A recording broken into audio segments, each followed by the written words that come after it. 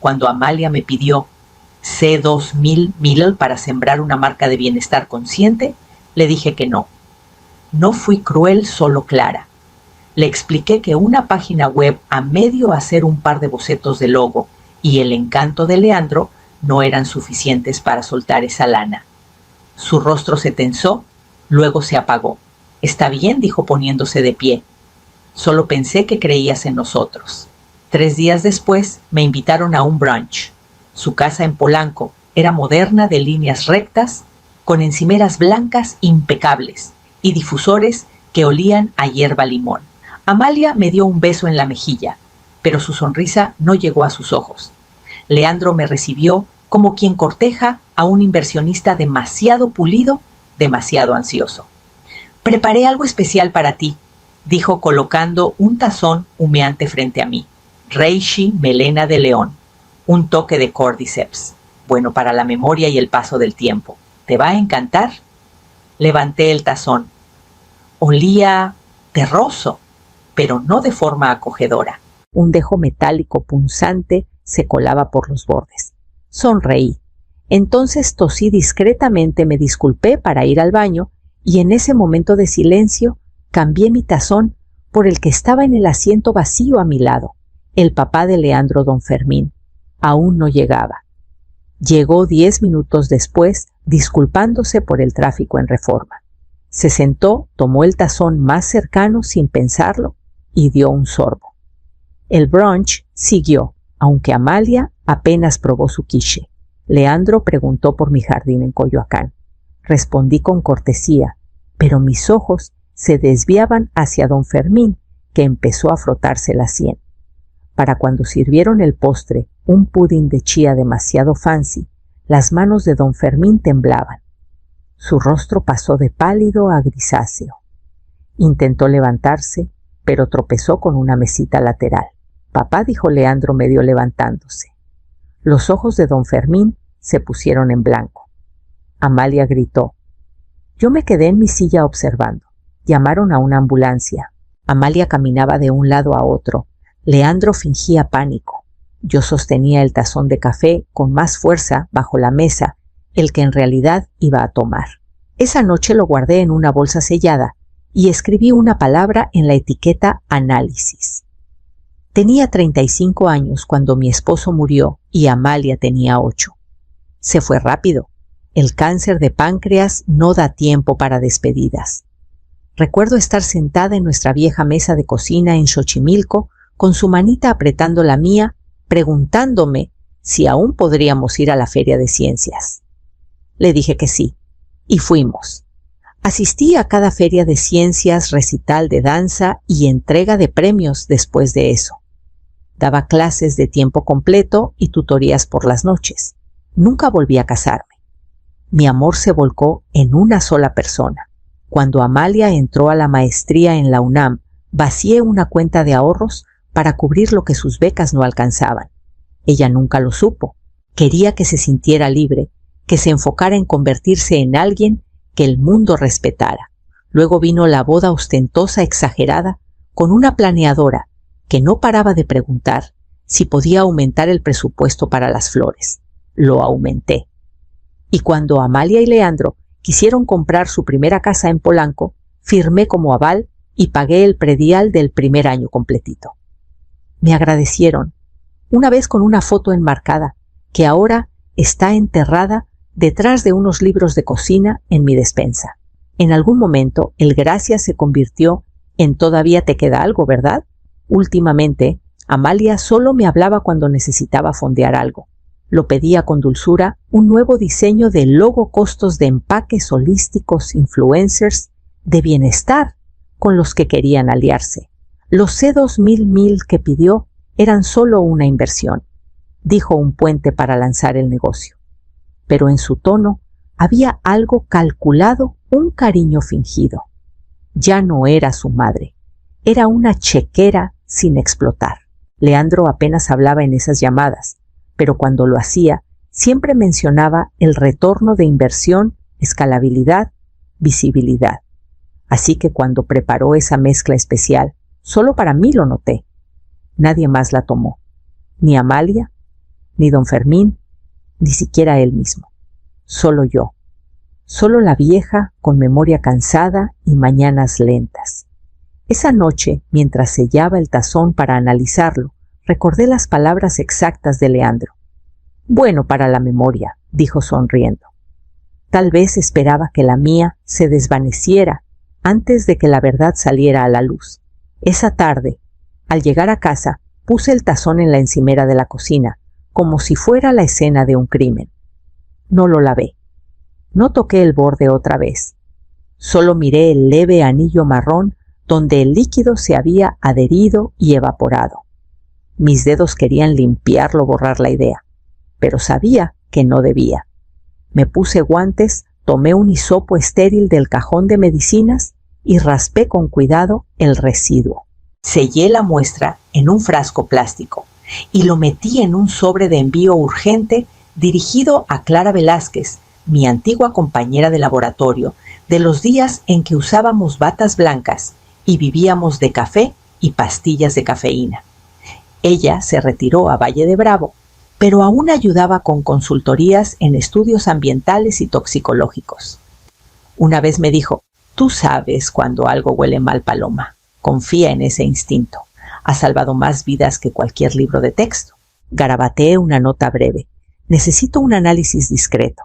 Sospecho un compuesto vegetal o fúngico. Sin prisa, pero quiero tu opinión. No la firmé con miedo. La firmé como si estuviera registrando un experimento. Luego apagué mi celular. Al día siguiente, Amalia me mandó un mensaje. «¿Cómo estás? No hemos sabido de ti». Respondí con 3 palabras. «Me siento malita». Que creyeran que estaba demasiado enferma para hablar. Eso me daba tiempo. Tiempo para pensar. Tiempo para recordar. Repasé el brunch momento a momento. El brillo falso en la voz de Amalia. Los cumplidos exagerados de Leandro sobre mi mente aguda y cómo la melena de león podría mantenerla así. El peso del tazón en mi mano. Y luego su sonrisita. Ese leve tic en la comisura de su boca cuando dejó el tazón, como si ya hubiera ganado algo.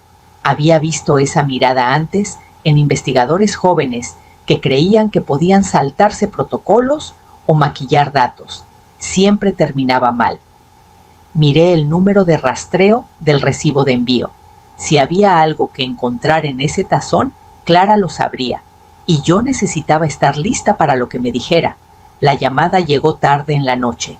Clara nunca fue de charlas largas. Paloma dijo con voz seca: «Es amanitina, alfa-amanitina para ser precisa». Me quedé quieta. «No es solo un problema hepático», continuó, «es fallo hepático. Se encuentra en ciertos hongos amanita sombrerillos de la muerte, ángeles destructores, una de las toxinas naturales más letales. ¿No bebiste esto, verdad?». No dije. Pero alguien más sí. Hubo un silencio largo al otro lado. Escuché el crujido familiar de su silla giratoria, el roce de sus notas. «Te envío el informe completo», dijo. «Lo tendrás por la mañana. Lo formatearé con mis credenciales antiguas del laboratorio. Aún son válidas por 1 año. Gracias». Eso fue todo lo que dije. Ni tengo miedo, ni puedes creer esto. Solo gracias. Porque ahora tenía una certeza. No una teoría, no una sospecha, evidencia. Después de colgar, me senté en la mesa de la cocina y dejé que la información se asentara como polvo sobre todo lo que creía saber de mi hija. La alfa-amanitina no mata de inmediato. Actúa lento en silencio. Los síntomas se retrasan lo justo para dar una falsa sensación de seguridad. Cuando se manifiestan, suele ser demasiado tarde. Un veneno diseñado para la paciencia. Miré mis manos. No temblaban. Había pasado por quimioterapias. Había enterrado a un esposo. Había criado a una hija con rodillas raspadas y sueños grandes. Había soportado silencios, desaires, peticiones disfrazadas de derechos. Pero esto ya no era una erosión emocional. Esto era intención letal. Saqué una carpeta nueva y comencé a etiquetar registro de eventos, correspondencia, toxicología legal. Cada pestaña encajaba como una ficha en un tablero de ajedrez. No necesitaba confrontaciones, necesitaba precisión. Esto no era solo por mí. Alguien había deslizado veneno en un tazón y vio a un hombre beberlo. Mi hija también lo vio sin inmutarse. Fuera cual fuera el juego que estaban jugando, me acababan de entregar el reglamento. Salvador Quirós había sido mi abogado por casi 20 años. Nunca hacía muchas preguntas, pero sabía leer entre líneas. Cuando lo llamé y le dije que necesitaba modificar mi fideicomiso, no dudó. Solo me pidió que pasara antes del mediodía y llevara lo que tuviera. Le entregué la carpeta informe toxicológico, declaración jurada sellada, fotos del tazón en bolsas de evidencia y una carta actualizada de Clara con el membrete de su universidad. La revisó despacio. ¿Quieres presentar cargos? Aún no dije. Primero quiero protección. En silencio. Asintió con los labios apretados. Entonces vas a reescribir tu herencia. Sí. Amalia queda fuera como beneficiaria. Todo pasa a la Fundación Paloma Arzola para Mujeres en Ciencias. Lo finalizaremos como un fideicomiso de otorgamiento de becas. ¿Y la casa? También va al fideicomiso. Viviré ahí hasta que no pueda, sin cláusula de herencia. No parpadeó. Solo tomó notas, tecleó, imprimió y me pasó los papeles uno por uno. Firmé sin titubear. Mi firma nunca se había sentido tan serena. Salvador preparó una caja de seguridad bajo custodia doble. Adentro pusimos el informe, mi declaración firmada y un USB sellado con un video del colapso de Don Fermín, extraído del sistema de seguridad de la casa en Polanco, obtenido por el investigador de Salvador. Si algo me pasa, dije, esta caja se abre automáticamente. Sabrás qué hacer. Siempre lo sé, respondió. Afuera del juzgado, el viento levantó unas hojas secas de la banqueta. No me sentía triunfante, me sentía precisa, como si una lente por fin hubiera enfocado. No había necesidad de amenazas, ni de explicarme. La mujer que pensaban que podían manipular, desacreditar y eliminar ya estaba fuera de su alcance. Que me sonrieran ahora, que me sirvieran té y pidieran segundas oportunidades. Nunca sabrían que el testamento que asumían que existía, el que les dejaba todo, había sido destruido en silencio, reemplazado por algo que nunca tendrían en sus manos, y que en algún lugar de la ciudad, otro hombre estaba a punto de aprender el precio de un tazón envenenado. Recuerdo claramente la primera mentira. Amalia tenía 26 años recién egresada de la maestría y sostenía orgullosa una carta de la financiera de sus préstamos. Pagado por completo, sonrió agitando el papel como trofeo. Leandro estaba a su lado con el brazo en su cintura radiante de un orgullo fingido. Brindaron con sidra espumosa.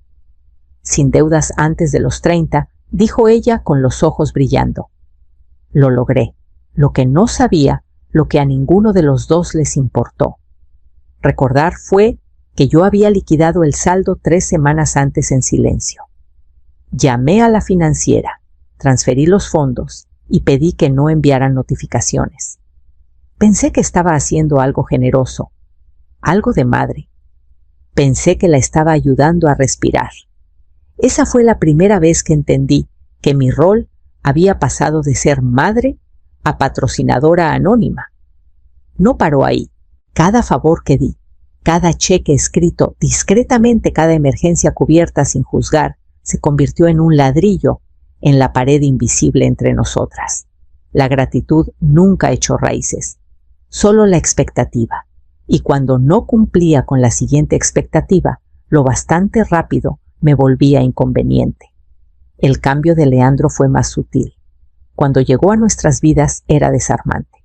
Rápido con los halagos, ansioso por impresionar. Me decía doctora P como si fuera su profesora favorita. Traía tés de hierbas y jabones de lavanda para mi cumpleaños. Pero una vez firmados los papeles del matrimonio y transferido el enganche de la casa, el calor se volvió cortesía y luego se diluyó en un respeto seco. Dejó de preguntarme cómo estaba. solo si había pensado más en su siguiente propuesta.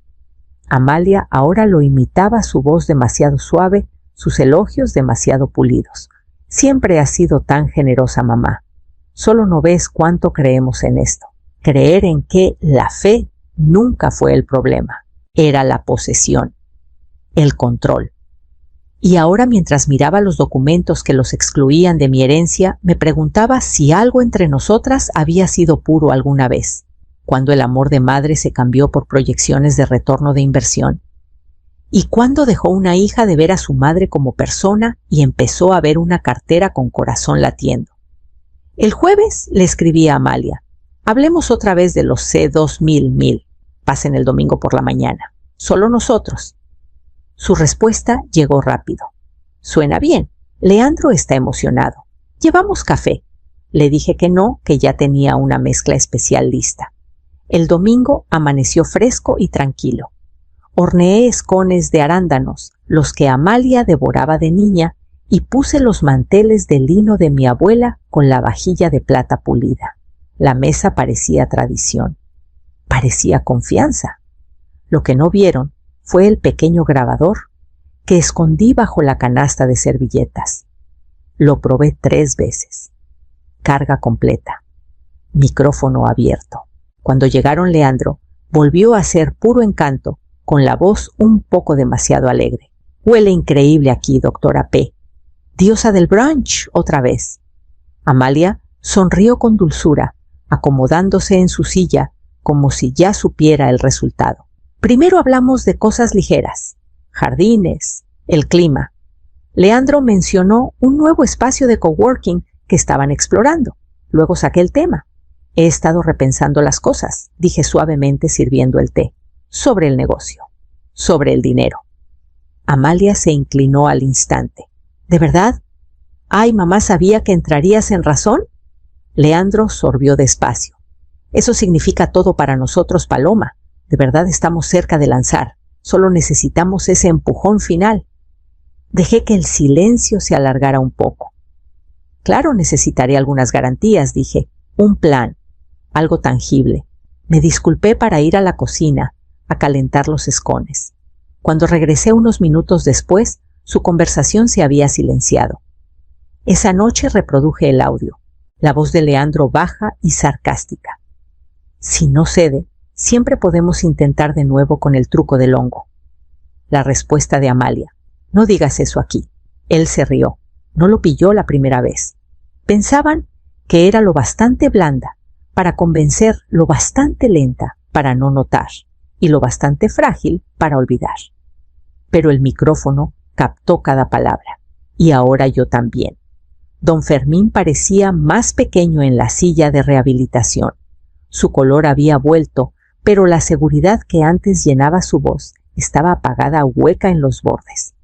Aún así, cuando entré, sonrió genuino, casi disculpándose. No esperaba visitas, dijo.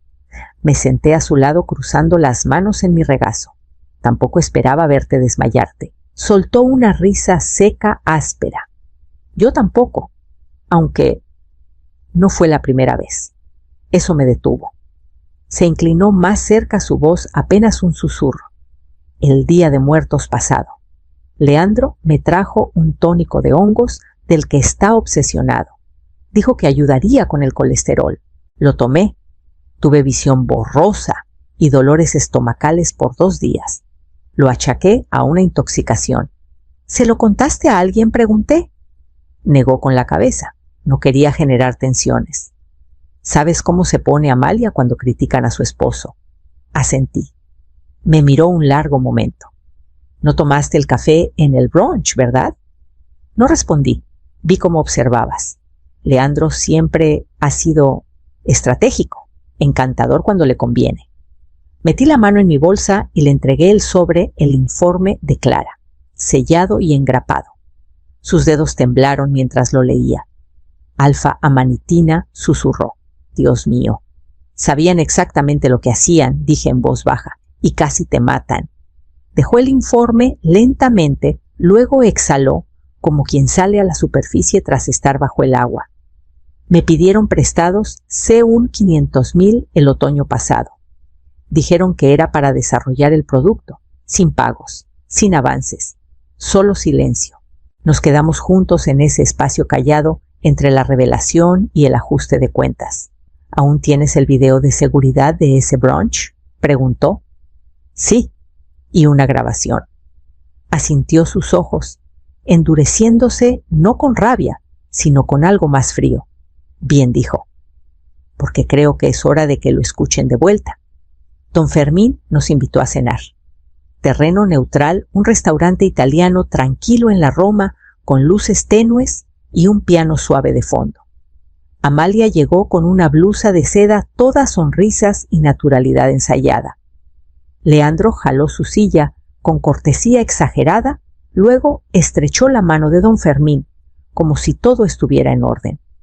Me senté frente a ellos y asentí con educación. Nadie mencionó la hospitalización de don Fermín. Nadie preguntó por mi salud. La cena fue de plática ligera, anécdotas de viajes viejos, algo sobre bienes raíces, hasta una broma, sobre aceite de trufa. Todo parecía ensayado. Entonces llegó el postre. Don Fermín apartó su plato, carraspeó y sacó de su chaqueta un pequeño altavoz Bluetooth. Lo puso en la mesa, presionó un botón y se recargó. El sonido era nítido. Mi voz invitándolos a pasar. Amalia riendo. El murmullo bajo de Leandro. Si no sé de siempre, podemos intentar de nuevo con el truco del hongo. Luego la voz de Amalia. No digas eso aquí. El restaurante estaba en calma, pero nuestra mesa se congeló por completo. La sonrisa de Amalia se desvaneció. Sus labios se abrieron, pero no salió sonido. Los ojos de Leandro saltaban entre nosotros, luego al altavoz. Eso comenzó. Eso fue sacado de contexto. Era una broma. Nadie bromea con amanitina, dije con calma. No quise decir. Guárdatelo, dijo don Fermín con voz firme.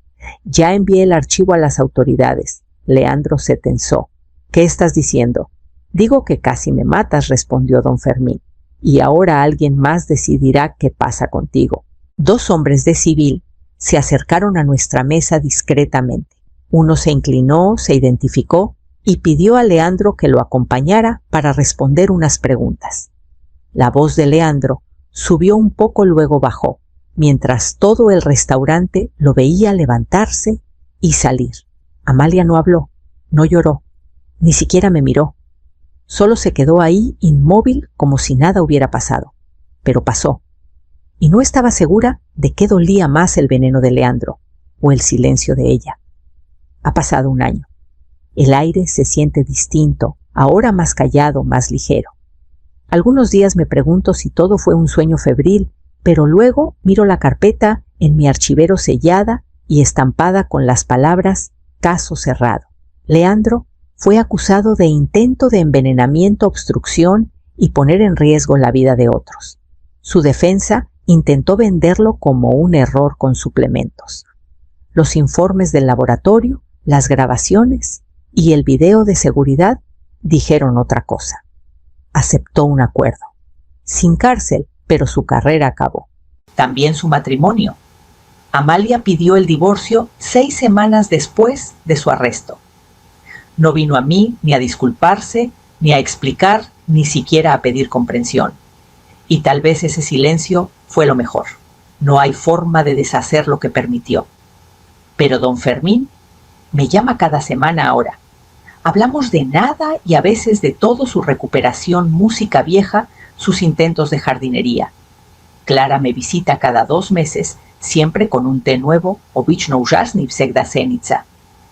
Los C2 1000 que querían los usé para crear el Fondo Arzola Velázquez para mujeres jóvenes en ciencias. Las primeras 2 becas ya se entregaron. Una beneficiaria escribió: nadie en mi familia cree que deba estudiar ingeniería. Pero alguien allá afuera sí lo cree. Eso fue suficiente. Sigo viviendo en la misma casa. Duermo en la misma habitación con el piso que cruje y que nunca arreglé. Algunas mañanas me siento en el porche antes del amanecer, escuchando el silbido de la tetera a través de la puerta mosquitera. Ahora preparo mi propio té, nada sofisticado, nada exótico. solo hojas fuertes y honestas en agua hervida. Esta mañana levanto mi taza, dejo que el vapor me acaricie el rostro y hablo en voz alta, no a nadie en particular, solo a la quietud. Ellos prepararon veneno, yo preparé propósito. Y doy un sorbo lento, firme.